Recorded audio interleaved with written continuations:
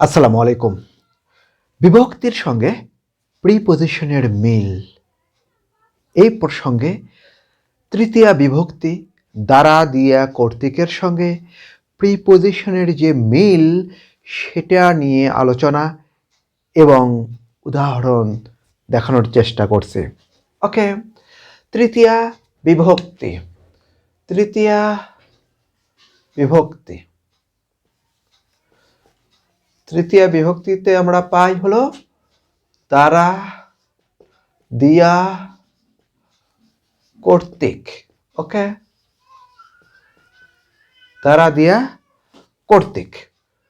আমরা যদি উদাহরণ দিই, যেমন কাজটি রহিম কর্তৃক সম্পাদিত হলো।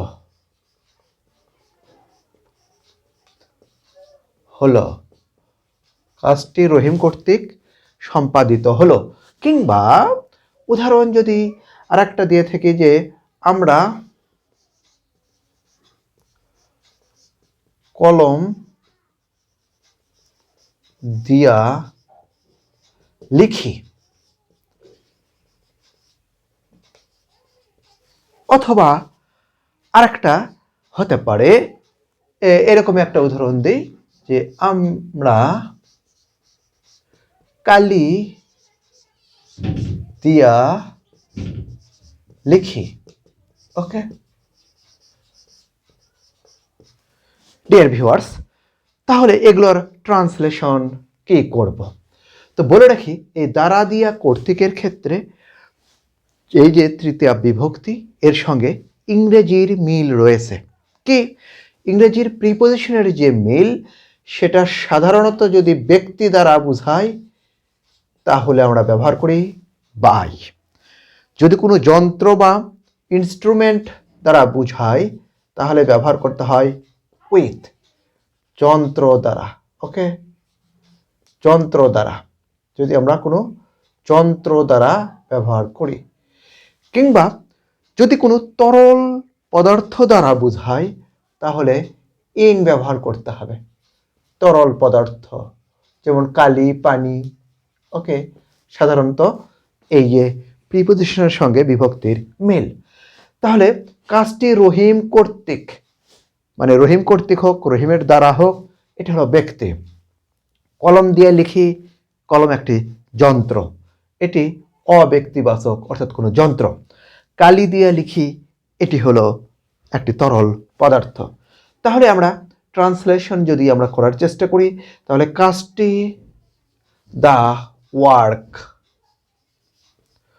ওয়াজ ডান বাই রহিম। বিভক্তি বসে সর্বনাম বা বিশেষের পরে, কিন্তু প্রিপজিশন বসে নাউন এবং প্রোনাউনের পূর্বে। ওকে, এখানে বাই রহিম মানে হলো রহিম দ্বারা, রহিম কর্তৃক। আমরা কলম দিয়ে লিখি, we write with a pen. আমরা কলম দিয়ে লিখি।